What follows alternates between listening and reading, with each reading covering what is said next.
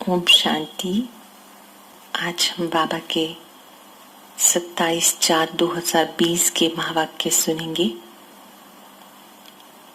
बाबा की जो मुरली है वो हर रोज सुनना बहुत आवश्यक है, क्योंकि जैसे जैसे हम मुरली सुनते जाते हैं तो हम बाबा के और नजदीक आ जाते हैं, परमात्मा के और समीप आ जाते हैं। उन्हें जानने का, मिलने का हम एक अवसर मिलता है। जैसे जैसे हम मुरली सुनते जाते हैं तो हमें पता चलता है कि परमात्मा पिता को क्या पसंद है। और इस समय संगम युग पर परमात्मा केवल परमात्मा नहीं, वो हमारे पिता भी हैं, शिक्षक भी हैं, सतगुरु भी हैं। पिता के रूप में बाबा हम सबको प्यार देते हैं, सभी रूहों को प्यार देते हैं, इसीलिए वो उनको सिक्के लदे बच्चे कहते हैं। शिक्षक बनकर वो हर रोज हमें पढ़ाने के लिए आते हैं। परम धाम से शिव बाबा हम सबको पढ़ाने आते हैं। सतगुरु के रूप में वो हमें वरदानों से हमारी झोली भरते हैं। तो बाबा के महावाक्यों को सुनते सुनते हम उन्हें और जान जाते हैं कि परमात्मा और क्या क्या है और वो हमसे क्या चाहता है, उसकी चाहना क्या है। तो जितना जितना मुरली रोज सुनेंगे उतना ही आत्मा के अंदर ज्ञान की जागृति आती जाएगी।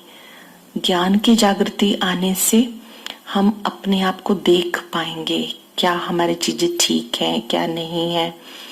इसको बाबा अपने महावाक्यों में कहते हैं चार्ट देखना, पोता मेल देखना। पोता मेल का अर्थ होता है कि आप अपने पूरे दिन की दिनचर्या में अपने चार्ट को देखेंगे कि आज का दिन मेरा कैसा रहा, आज के दिन में मेरा चिंतन कैसा था, आज के दिन में कर्म करते हुए मेरी स्थिति कैसी थी। अगर हम अपने आप को देखेंगे तो हम बदल सकते हैं। अगर हम अपने को बदलना चाहते हैं तो हमारा लक्ष्य स्वयं को देखना होना चाहिए। अगर हम दूसरों को ही देखते रहेंगे तो हम अपनी मंजिल पे कभी पहुंच ही नहीं सकेंगे। तो ये बाबा की मुरली हम सबको एक बहुत सुंदर दर्शन कराती है, साक्षात्कार कराती है कि मेरा आंतरिक पुरुषार्थ क्या है, मेरी आंतरिक स्थिति कैसी है और उसको हम कैसे कैसे ठीक कर सकते हैं। ये जो पढ़ाई है ये मनुष्य से देवता बनने की पढ़ाई है। कहते हैं chalk and cheese both are white but chalk is not to eat. Chalk भी सफेद होता है, पनीर भी सफेद होता है, लेकिन चौक को खाया नहीं जा सकता। अब दिखने में तो सारे ही इंसान है, लेकिन इंसानियत कितने लोगों में है। इंसानियत या देवत्व उसको ठीक करने के लिए, अपनी आंतरिक वृत्तियों को ठीक करने के लिए लगातार अपने ऊपर एक अटेंशन चाहिए। देवत्व हम सब में छिपा हुआ है। हम सबको अच्छा लगता है कि कोई सरलता से बात करे, कोई मधुरता से व्यवहार करे, कोई हमारे साथ सहयोग दे। ये सब वैल्यूज हमें बहुत अच्छे लगते हैं, लेकिन इस देवत्व को जगाने के लिए बहुत वक्त लगता है। क्योंकि ये जो महावाक्य हम सुनते हैं, रोज सुनते सुनते हमारी जो स्मृतियां हैं वो अच्छी आनी शुरू हो जाती हैं। और योग किस चीज का नाम है कि आप श्रेष्ठ स्मृतियों में स्थित हो जाते हैं। तो देखते हैं आज बाबा ने 27 तारीख के महावाक्यों में हमें क्या क्या कहा है। एकाग्र होकर के सुनेंगे, महसूस करेंगे कि बाबा ने जो कहा वो मेरे लिए कहा है। बाबा ने कहा, मीठे बच्चे, अपनी उन्नति के लिए रोज पोता मेल निकालो, मतलब रोज चार्ट रखो। सारे दिन में मेरी चलन कैसी रही, हर दृश्य अपने सामने लाएंगे कि मेरे आज के दिन में मेरा बिहेवियर कैसा रहा। कोई भी दृश्य, दूसरों के साथ हमने बातचीत की, कर्मों में सहयोग किया, तो उस समय मेरा व्यवहार कैसा रहा। चेक करो, यज्ञ के प्रति ईमानदार रहे, जो ईश्वरीय कार्य है, ईश्वरीय यज्ञ है, क्या उसके प्रति हम ईमानदार रहे, ये चेकिंग करनी है। क्वेश्चन में है किन बच्चों के प्रति बाबा का बहुत रिगार्ड है, भगवान का रिगार्ड किन बच्चों के लिए है और उस रिगार्ड की निशानी क्या है। सोचो, भगवान किन का रिगार्ड रखेगा। बहुत सुंदर बात, जो बाबा के साथ सच्चे रहते हैं, मतलब अंदर बाहर एक जैसा रहना। जब हम बाबा के बच्चे बनते हैं तो हमें अपने अंदर की कोई भी चीज छिपानी नहीं, बल्कि सच बतानी है। बाबा के प्रति, यज्ञ के प्रति ईमानदार हैं, कुछ भी छिपाते नहीं। उन बच्चों के प्रति बाबा का रिगार्ड रहता है। बाबा से कुछ भी छिपाना नहीं, यज्ञ के प्रति भी ईमानदार रहना। ये जो यज्ञ शब्द है ये भी समझने योग्य है। परमात्मा ने आकर ये यज्ञ रचा है, राजस्व अश्वमेध अविनाशी रुद्र ज्ञान यज्ञ। राजस्व मतलब स्वराज्य प्राप्ति के लिए। इस यज्ञ में हम सबको असली जो आहुति देनी है वो अपनी मैंपन की देनी है। जो भी हमारे अंदर वीकनेसेस हैं उनको कहना है स्वाहा। क्रोध स्वाहा, लोभ स्वाहा, मोह स्वाहा। ये जो यज्ञ है शिव परमात्मा ने रचा है और उसकी संभाल के लिए हम सब ब्राह्मण हैं। ब्रह्मा के बच्चे ब्रह्मा कुमार कुमारियां या ब्राह्मण कहलाते हैं। तो बाबा ने कहा कि बाबा का रिगार्ड उन बच्चों के लिए रहता है जो अंदर बाहर सच्चे हैं। रिगार्ड होने के कारण पुचकार देके उठाते हैं, मतलब बाबा बच्चों को बहुत प्यार देते हैं, सर्विस पर भी भेज देते हैं। बच्चों को सच सुनाकर श्रीमत लेने का अकल होना चाहिए।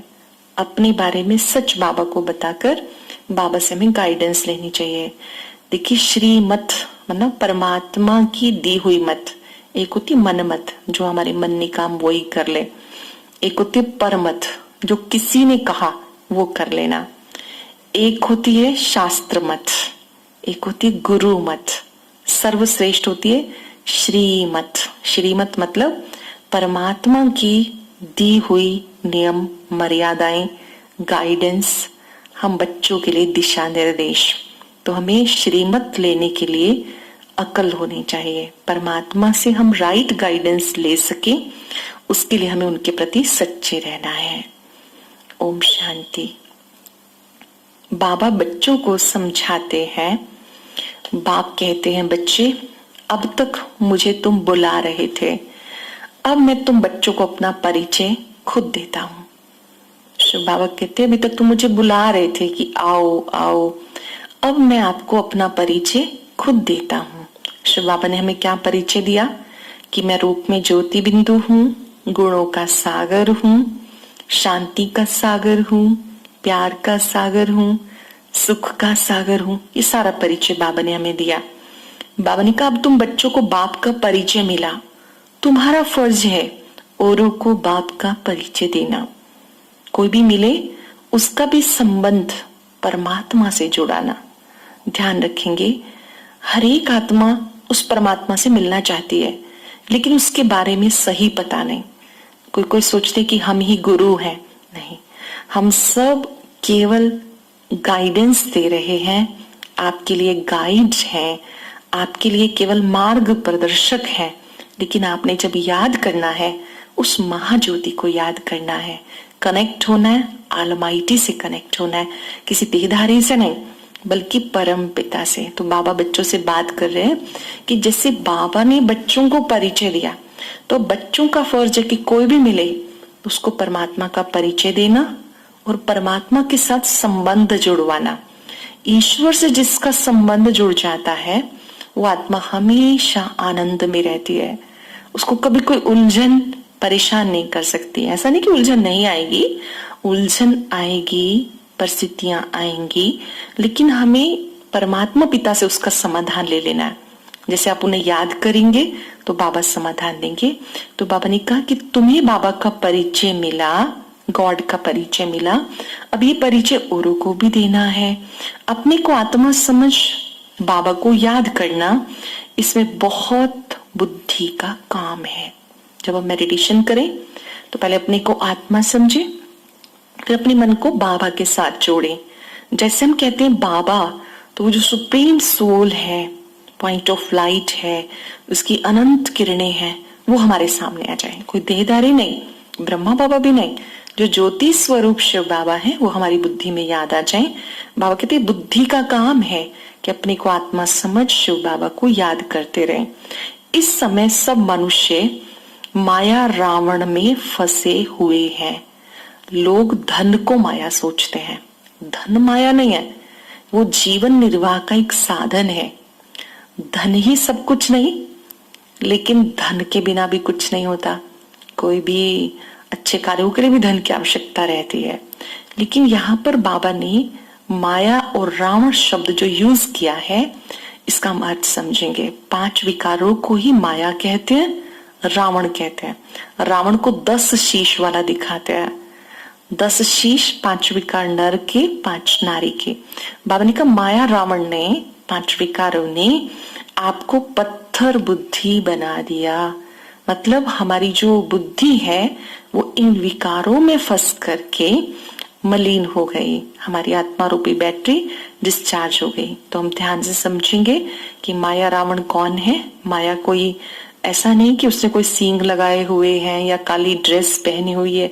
जो कमजोर विचार है वो माया है, जो निगेटिविटी है वो माया है, जो इस तरह से डर के विचार है वो माया है।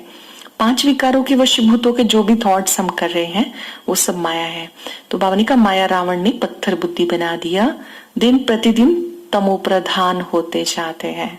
तमो प्रधान मतलब नीचे की तरफ गिरती कला में आ जाते हैं। माया बहुत जोर से परेशान करती है।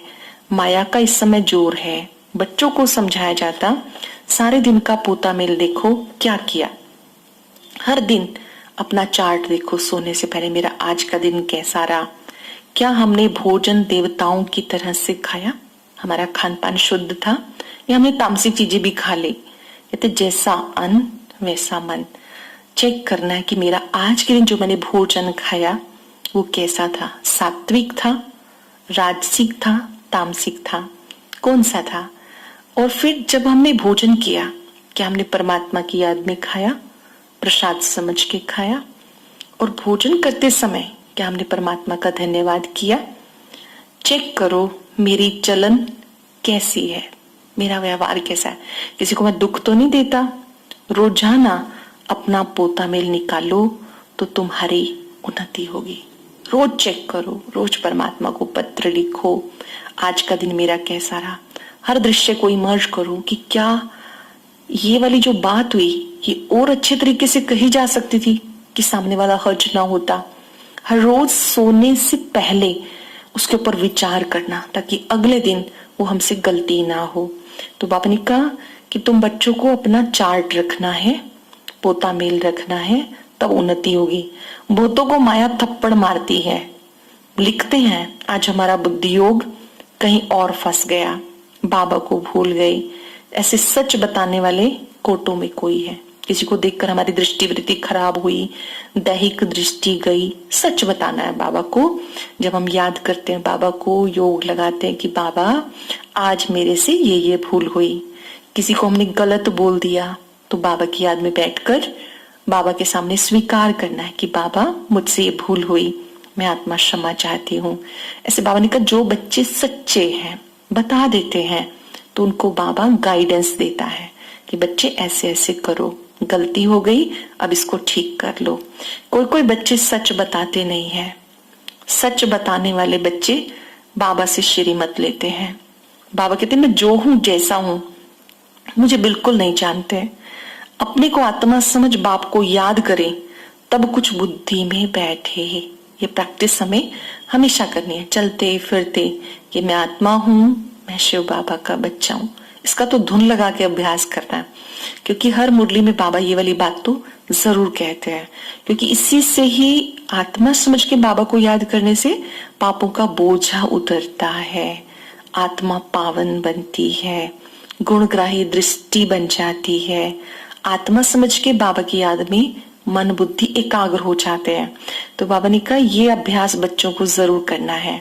बाबा कहते भले बच्चे अच्छे हैं दिखने में पर योग नहीं करते हैं, खाली ज्ञान सुनते हैं, हम बैठ के योग की प्रैक्टिस नहीं करते हैं। तो बाबा कहते हैं वो अच्छे बच्चे नहीं है। अच्छे बच्चे वो हैं जो ज्ञान भी सुने और योग भी लगाएं। जैसे हमने मुरली सुननी शुरू की है, हमारी शुरुआत है, तो हमें 15-15-20 मिनट जरूर योग में बैठना है और योग में भी जो बाबा कहते हैं उसका चिंतन करते हुए उसका स्वरूप बनना है। जैसे 4 सब्जेक्ट है हमारे, ज्ञान सुनना भी जरूरी है, योग लगाना भी जरूरी है। और जैसे जैसे योग लगता है तो धारणाएं अच्छी हो जाती हैं और जिसकी धारणा अच्छी है उसके जीवन से ही सेवा हो जाती है। तो बाबा ने कहा कई बच्चे ना खाली ज्ञान सुनते हैं, योग नहीं लगाते बाबा से। योग के बिना आत्मा पावन बन नहीं सकती है। माया के साथ तुम्हारी बॉक्सिंग है। जब हम अच्छे मार्ग पे चलना शुरू करते हैं तो हमारी जो नेगेटिव टेंडेंसीज हैं, कमजोरियां हैं, वो भी हमसे युद्ध करती हैं। तो हमें हिम्मत नहीं हारनी है, बहुत होशियार बनना है। माया हमें बेहोश ना कर दे, इसका ध्यान रखना है। कहते बाबा माया के बहुत तूफान आते हैं, ये होता है। बहुत थोड़े बच्चे हैं जो सच लिखते हैं, कुछ ऐसे हैं जो छिपा लेते हैं। बाबा से कुछ भी छिपाना नहीं है। जो बच्चे सच बताते हैं उनको बाबा बहुत प्यार देते हैं, पुचकार देते हैं कि बच्चे तुम स्थूल सेवा में बहुत अच्छे हो, तुम बाबा की याद से और अच्छे हो जाएंगे। बाबा बच्चों को प्यार देता है, पुचकार देता है, शाबाश देता है। बाबा ने कहा कि तुम बच्चों को बिल्कुल भी निराश नहीं होना। अशरीरी समझ, आत्मा समझ बाप को याद करना ये बुद्धि का काम है। इस समय सब बाबा को बुलाते हैं। तुम बच्चे जानते हो कि बाबा आया हुआ है, सारी दुनिया तो इंतजार में है, भगवान आएगा आएगा, लेकिन वो आ चुका है, ज्ञान दे रहा है। क्योंकि जब वो आता है तो उसको कोटों में कोई पहचानता है। जिस तन में बाबा ने प्रवेश किया वो एक साधारण मानवीय तन है, इसलिए लोग नहीं पहचान पाते। और श्रीमद् भगवत गीता में भी है कि मैं जब सृष्टि पर आता हूँ कोटों में कोई, कोई में भी कोई मुझे जानते हैं और मुझे केवल दिव्य बुद्धि से ही जाना जा सकता है, इन चर्म चक्षुओं से नहीं। बाबा ने कहा इस समय बाबा आया हुआ है, ये जो बच्चे बने हैं वो ही जानते हैं। जो दिल से कहते हैं मेरा बाबा, उन्होंने बात जानी है। माया तुच्छ बुद्धि बना देती है। तुम बच्चे जानते हो ये 5000 वर्ष का चक्र है, हम ही देवी देवता थे, हमें फिर बनना है। अब समझने योग्य बात कि हमारा जो लक्ष्य है वो है मनुष्य से देवता बनना, श्री लक्ष्मी श्री नारायण जैसा बनना। आपने देखा होगा श्री लक्ष्मी नारायण को जहां भी दिखाते हैं बहुत प्रसन्न मुद्रा में दिखाते हैं, बहुत बेफिक्र दिखाते हैं। ये हमारा उद्देश्य है कि कहते नर ऐसी करनी करे जो श्री नारायण बन जाए, नारी ऐसी करनी करे जो श्री लक्ष्मी बन जाए। तो यहाँ पर बाबा इस पढ़ाई के द्वारा हमें मनुष्य से देवता बनाते हैं। बाबा ने कहा तुम बच्चों को अंतर्मुखी होकर बाबा को याद करना है। अंतर्मुखता का मतलब क्या होता है? अंतर की ओर अपने आप को देखना, बाहर के संसार से बुद्धि को हटा लेना, इंट्रोवर्ट हो जाना, अंतर की ओर अपने आप को झांकना। जो साइलेंस में रहते हैं वही अंतर्मुखी बन सकते हैं, जो साइलेंस में रहते हैं वही अपने आप को देख सकते हैं।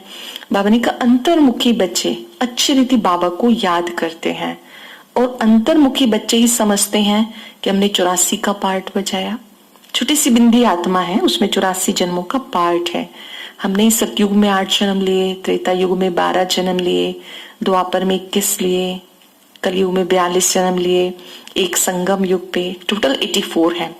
अधिक से अधिक 84 जन्म, कम से कम एक भी हो सकता है। बाबा ने कहा कि तुम बच्चे ही इन बातों को समझते हो, तुम्हारा खान पान चाल चलन बहुत रॉयल होना चाहिए। बाबा देखते हैं कई बच्चे बहुत अलबेले हैं, खान पान वातावरण कुछ भी सुधरा नहीं, अभी तो टाइम चाहिए।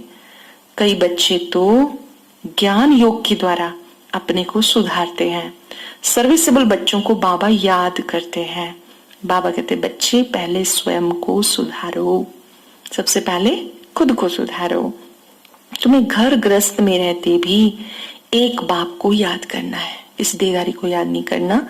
जिम्मेवारियों को भी संभालना है, जिम्मेवारी संभालते कार्य करते कर्म योगी बनकर रहना है। बाबा जो ज्ञान की बातें सुनाते हैं उनका विचार सागर मंथन करना है, मतलब बार बार दोहराना है। आज बाबा ने मुझे क्या समझाया, आज मैं क्या करने के लिए तैयार हूँ। इस तरह से बाबा ने बच्चों के साथ बातचीत की और फिर लास्ट में बाबा ने कहा कि तुम बच्चों को तो गांठ बांध लेनी चाहिए कि अब मुझे बस बाबा को ही याद करना है, कोई पाप का काम नहीं करना। पहले के समय में कहीं जाते थे, कोई काम बताया, भूल ना जाए तो गांठ बांध लेते थे। यहाँ भी बाबा कहते गांठ बांध लेनी है कि मुझे बाबा को ही याद करना है। अच्छा, मीठे मीठे सिक्के लदे बच्चों प्रति माता पिता बाप दादा का याद प्यार, गुड मॉर्निंग। रूहानी बाप की रूहानी बच्चों को नमस्ते, रूहानी बच्चों की रूहानी बाप दादा को नमस्ते। शुक्रिया बाबा, शुक्रिया। अब धारणा के लिए सार। आप सोचेंगे पूरी मुरली में आपको क्या अच्छा लगा, फिर भी बाबा ने जो सार हम सबको बताया, अंतर्मुखी होकर शरीर के भान से परे रहने का अभ्यास करना है। खान पान चाल चलन सुधार लेना है, अपना खान पान चाल चलन सुधार लेना है। बहुत ऊंची मंजिल है, कोई भी पाप कर्म ना हो इसका ध्यान रखना है। गांठ बांधनी है कि हमें लक्ष्मी नारायण जैसा बनना है। कोई भी चित्र की पूजा करके आप देवत्व को प्राप्त नहीं कर सकते, उसके लिए वैसी पढ़ाई करनी है, लक्ष्मी नारायण जैसा बनना है। बहुत सुंदर वरदान है। कर्म भोग रूपी परिस्थिति की आकर्षण को भी समाप्त करने वाले संपूर्ण नष्टो मोहाभाव। कर्म भोग मतलब बीमारी आदि का आ जाना। अभी तक प्रकृति द्वारा बनी हुई परिस्थितियां अवस्था को अपनी तरफ कुछ न कुछ आकर्षित करती हैं। सबसे ज्यादा देह के हिसाब किताब रहे हुए कर्म भोग के रूप में आने वाली परिस्थितियां अपनी तरफ आकर्षित करती हैं। जब ये भी आकर्षण समाप्त हो जाए तब कहेंगे संपूर्ण नष्टो मोहा। कोई भी देह को व देह की दुनिया की परिस्थिति आपकी स्थिति को ना हिलाए। कोई भी परिस्थिति आ जाए, बीमारी भी आ जाए तो भी आपकी स्थिति को ना हिलाए, इस चीज का ध्यान रखना है। याद रखेंगे सर्वशक्तिवान हजार भुजाओं वाला भगवान मेरे साथ है। अगर ये याद रखेंगे तो किसी भी परिस्थिति में आप विचलित नहीं होंगे। बीमारी भी आ जाए तो बीमारी का चिंतन नहीं करो, ये मत सोचो मैं बीमार हूं, कर्म भोग आ गया, क्या करूं। नहीं, बीमारी भले आए आपकी स्थिति को लेके ना जाए। याद रखेंगे कि मैं परिस्थितियों से अधिक शक्तिशाली हूं। स्लोगन है पवित्रता का व्रत सबसे श्रेष्ठ सत्यनारायण का व्रत है, इसमें ही अतीन्द्रिय सुख समाया है।